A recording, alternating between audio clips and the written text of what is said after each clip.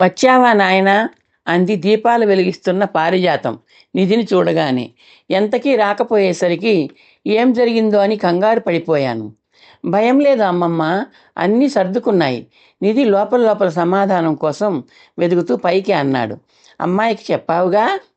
ఆ, పట్టాభిషేక సందర్భంలోనూ తదనంతరము కూడా తన మెడలో ఎవ్వరూ దండ వేయకూడదన్న నిబంధన పెట్టి తప్పించుకుంటుంది.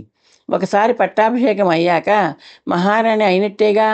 మహారాణి మాటను అందరూ పాటించాల్సిందే, ఆజ్ఞను పాటించాల్సిందే. నిధి తెలివిగా అన్నాడు. తన పథకం అత్యంత గోప్యంగా ఉండాలి. చెట్లకు చెవులు, గోడలకు కళ్ళు ఉంటాయి. పారిజాతం తను మేలుకొరే మనిషి. ఆమెకు కూడా అబద్ధం చెప్పాల్సి వచ్చినందుకు బాధ కలిగింది నిధికి. అయినా తప్పదు. తరువాత క్షమాపణ అంటూ ఉండనే ఉంది. నాయనా, అడగడం మర్చిపోయాను. సేనాధిపతి ఇంటికి వెళ్ళావుగా, ఏం జరిగింది? నీ గుర్రాన్ని ఇచ్చేస్తానన్నాడా? పారిజాతం ప్రశ్నించింది. ఇచ్చేస్తాడు అమ్మమ్మ, ఇవ్వకపోతే వదులుతానా? అయితే గుర్రాన్ని ఎందుకు తీసుకురాలేదయ్యా? పక్కనే ఉన్న కూర్మావతారం అడిగాడు. గుర్రానికి మళ్ళీ మత్తుమందు ఎక్కించాడు. మైకంలో ఉంది. ఆ మైకం వదిలాక తీసుకొస్తాను, అబద్ధాలు దండ అలుతూ అన్నాడు నిధి. ఆ పెద్ద మనిషి స్వయంగా వచ్చి నీ గుర్రాన్ని ఎందుకు తీసుకెళ్ళినట్టు పారిజాతం ప్రశ్నించింది. నిధి ఇంకా అబద్ధాల జడ అల్లలేకపోయాడు. నన్ను తన ఇంటికి రప్పించుకొని కూతుర్ని చేసుకోమని అడగటానికి. చెప్పవేం, అడిగాడా? పారిజాతం అంది. అడిగాడు. ఏమన్నావు? పిల్ల చక్కగా ఉంటుంది, అయినా పెళ్లి విషయం మాట్లాడడానికి గుర్రాన్ని తీసుకెళ్ళడం ఏమిటి? మర్యాద లేకుండా. నువ్వేమన్నావు నాయనా? ఆలోచించి చెప్పమన్నాడు. ఇంకా ఆలోచించలేదు. ముందు నీ చెల్లెలు సింహాసనం మీద కూర్చొని నాయనా, పారిజాతం అంది. నిధి ఉపవీధిలో నుండి రాజవీధిలోకి ప్రవేశించాడు.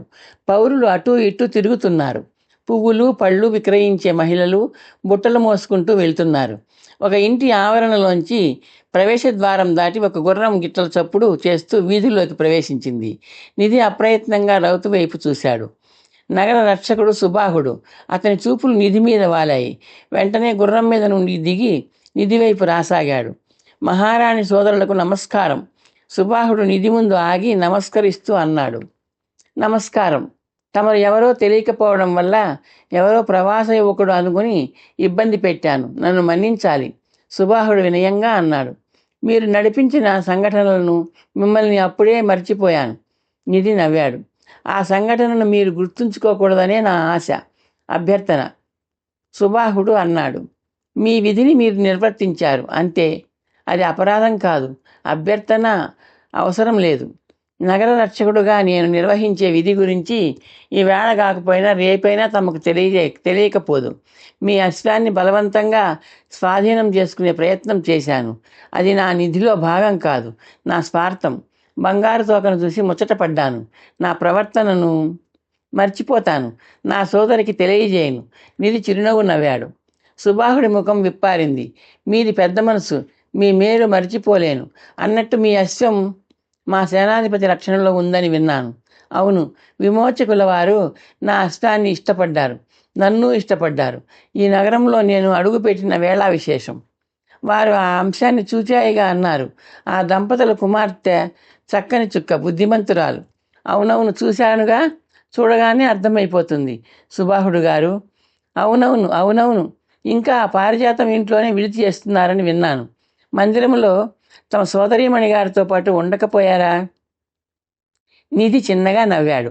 ఉండలేను. అందుకు కారణాలు రెండు. ఒకటి, నా సోదరి ఇంకా బంగారు పంజరంలో బంగారు పిచ్చుకలా బంధించబడి ఉంది. రెండు, నా సోదరి ఇంకా మహారాణిగా అవతరించలేదు. అవును, మర్చిపోయాను. తొందర ఏముంది రండి, రేపు ఉదయమే పట్టాభిషేకం, అంతే కదా. రేపు ఆ కార్యక్రమంలో తమరిని కలుసుకుంటాను. నగరం అలంకరించే కార్యక్రమం చూడాలి, వస్తాను. అన్నట్టు తమరు నగరంలో అశ్వం మీద తిరగవచ్చు. ఆ నిబంధనలు సామాన్యులకే. సుబాహుడు నవ్వుతూ అన్నాడు. నా అశ్వాన్ని తీసుకొస్తారా? చెప్పు చేతల్లో ఉండే గుర్రమే. వద్దులేండి, నేను ఇంకా సామాన్యుడినే. నగరమంతా కాలినడకన సంచరించాలనుకుంటున్నాను. మీరు వెళ్ళండి, నిధి అన్నాడు. సుబాహుడు ముందుకు సాగిపోయాడు. నిధి అతడనే చూస్తూ నిల్చున్నాడు. విమోచకుడు నడిపిన కథ సుబాహుడికి తెలిసిపోయింది. తను సర్వసైన్యాధ్యక్షుడి గారి అల్లుడు గారు అవుతాడనుకున్నారు. నిధి నిలుచున్న చోటు నుండి కదిలాడు. పొదల మధ్య మంచుతో తడిసిన పచ్చిక మీద అటూ ఇటూ తిరుగుతున్నాడు నిధి. నూపురుడికి చెప్పిన సమయం కన్నా ముందుగానే సంకేత స్థలానికి చేరుకున్నాడు. ముందుగా రావడానికి కారణం ముందు జాగ్రత్త. చీకటి దట్టంగా ఉండగానే మూడో కంటికి కనిపించకుండా వాయుని తీసుకువచ్చే ప్రయత్నం చేయొచ్చు నూపురుడు. అర్ధరాత్రి దాటిన కాసేపటికే పారిజాతం ఇంట్లోంచి రహస్యంగా బయలుదేరాడతను. గాఢ నిద్రలో ఉన్న పారిజాతం దంపతులకు మౌనంగా నమస్కరించి నిష్క్రమించాడు. తను నిష్క్రమించే ముందు తాను 2 వాక్యాలు లిఖించిన తాళపత్రాన్ని బల్ల మీద ఉంచాడు. దాని మీద 2 బంగారు నాణేలు ఉంచాడు. ఆ దంపతులు ఇచ్చిన ఆతిథ్యానికి ప్రతిఫలంగా కాదు, ఆ మాటే తాళపత్రం మీద లిఖించాడు. స్వగ్రామానికి వెళ్ళిపోవాలనిపించిందని, సోదరి పట్టాభిషేకంలో పాల్గొనే కోరిక లేదని, అందుకే ఎవరికీ చెప్పకుండా వెళ్ళిపోతున్నానని రాశాడు. వాళ్ళ ఆతిథ్యానికి ఆచరణకు హృదయపూర్వకంగా ధన్యవాదాలు చెప్పాడు. చెప్పకుండా వెళ్తున్నందుకు క్షమించమన్నాడు. పారిజాతం దంపతుల నుండి, ముఖ్యంగా అమ్మమ్మ అని తను పిలిచిన పారిజాతం నుండి నిజాలు దాచి అబద్ధాలు ఆడాల్సి వచ్చినందుకు నిధి చింతించాడు. కానీ నిజాలు వాళ్ళకి తెలియడం ప్రమాదం. తనకి కాదు, వాళ్ళకే. తాను వాళ్ళ అతిథిగా ఉన్న విషయం అందరికీ తెలుసు. రేపు రాజోద్యోగులు వాళ్ళని అనుమానిస్తారు, నిజం చెప్పమని నిలదీస్తారు. ఆ వృద్ధ దంపతులు తమకు తెలిసిన విషయాలే చెప్తారు. దాని మూలంగా వాళ్ళకి ఏ ప్రమాదము రాదు. రాత్రి భోజనం చేసి పడుకున్న కుర్రవాడు ఏమయ్యాడో అని అదుర్దాపడతారు. మహారాణిగా పట్టాభిషేకం జరగాల్సిన ముహూర్తానికి ముందు నదీ స్థానానికి వెళ్ళిన యువతి ప్రమాదానికి గురై నదిలో కొట్టుకుపోయిందన్న వార్త, సర్వసైన్యాధ్యక్షుడి అధీనంలో ఉన్న నిధి గుర్రం మాయమైందన్న వార్త సౌబల నగర పౌరులతో పాటు పారిజాతం దంపతులకు తెలుస్తుంది. అందరికన్నా ముందుగా అంతఃపురంలో పూలమాలలు ఇచ్చే పారిజాతానికి గగనకు సంబంధించిన జలగండం గురించి తెలుస్తుంది. సోదరి గగన మాయమైంది, సోదరుడు నిధి మాయమయ్యాడు, అతని అశ్వము మాయమైంది అనుకుంటారు. పొదలమాటున చీకటి పలచబడుతోంది. మానవుడు చేస్తామన్న సాహసం చేస్తాడా? మనసు మార్చుకుంటాడా? లేకపోతే వాయుని తెచ్చే ప్రయత్నంలో దొరికిపోతాడా? అతడు అశ్వంతో రాకపోతే తాను ఏం చేయాలి? గగనను అందుకోవడానికి నదీ తీరం వెంబడి పరుగెట్టాలి. నిధిలో సరుపు పుట్టిస్తూ సాగుతున్న ఆలోచనలకు గిట్టల చప్పుడు ఆనకట్ట వేసింది. నిధి 2 పొదల మధ్యకు చేరి చెవులు రిక్కించాడు. గిట్టల చప్పుడు దగ్గరవుతోంది. అది కేవలం 4 గిట్టలు చేసే చప్పుడు కాదు, 4 కన్నా ఎక్కువ గిట్టలు టకటక శబ్దం చేస్తున్నాయి. 4 కన్నా ఎక్కువ గిట్టలు అంటే 1 కన్నా ఎక్కువ గుర్రాలు. నూపురుడి సాహసాన్ని కనిపెట్టిన విమోచకుడు అతని ద్వారా అంతా తెలుసుకొని తన కోసం భటుల్ని పంపుతున్నారా? నిధి చెయ్యి అప్రయత్నంగా కత్తి మీద వాలింది. ఉన్నట్టుండి గుర్రం సకిలింత వినిపించింది. అది వాయు సకిలింత. తనకు తెలుసు. ఆనందం కెరటంలా నిధి రక్తనాళాల్లో దొర్లింది. తన వాయు వస్తోంది. దానితో పాటు ఎన్ని గుర్రాలు వచ్చినా ఇబ్బంది లేదు. నిధి చెయ్యి కత్తిపిడిని వదిలేసింది. రెప్పపాటు లేకుండా చూస్తున్న నిధి కళ్ళు మెరిశాయి. వాయు అతని ముందు ప్రత్యక్షమైంది. దాని వెనకే నల్లగుర్రం మీద ఉన్నాడు నూపురుడు. నిధి వాయు వైపు కదిలాడు. దాని మెడ చుట్టూ చేతిని వేసి కౌగిలించుకున్నాడు. ప్రేమావేశంతో వాయు శరీరం కొద్దిగా జలధరిస్తోంది. వాయు, నిధి పిలుపులో వాత్సల్యం పలికింది. నూపురుడు తన గుర్రం మీద నుండి కిందికి దూకాడు. వాయును బంధించిన కళ్ళేని నిధికి అందించాడు. చూశావా, సాహసం చేశాను, సమయానికి వచ్చాను అన్నాడు సగర్వంగా. నిజంగా నువ్వు చేసింది గొప్ప సాహసమే, నిధి మెచ్చుకుంటూ అన్నాడు. నా శ్రవణ కోసం ఎలాంటి సాహసమైనా చేస్తా, నూపురుడు అన్నాడు.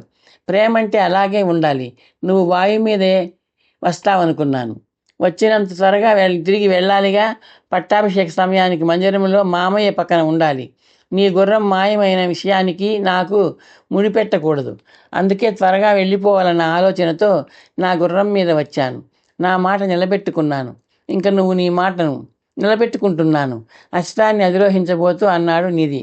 ఒక సందేహం, నూపురుడు అన్నాడు. నిధి ఆగి చూశాడు. నీ సోదరి మహారాణి అవుతుంది కదా, ఆమె కోసం మళ్ళీ రావా? రాను. నాకు మా ఊళ్ళో ఒక ప్రేయసి ఉంది. చెల్లెలి వద్దకు మా అమ్మ నాన్న వస్తారు. నిధి అబద్ధమాడుతున్నందుకు మానసికంగా లెంపలేసుకుంటూ అన్నాడు. చాలా మంచిది. ఇంక బయలుదేరు మిత్రమా. ఎందుకైనా మంచిది, ఆగకుండా మా రాజ్యం పొలిమేర దాటి వెళ్ళిపో. నదీ తీరం వెంట ప్రయాణం నిన్ను మా పొరుగు రాజ్యానికి చేరుస్తుంది. నూపురుడు గుర్రం మీదకి చేరుతూ అన్నాడు. నిధి వాయుని అధిరోహించాడు. నా గుర్రాన్ని నాకు దక్కించావు, ధన్యవాదాలు.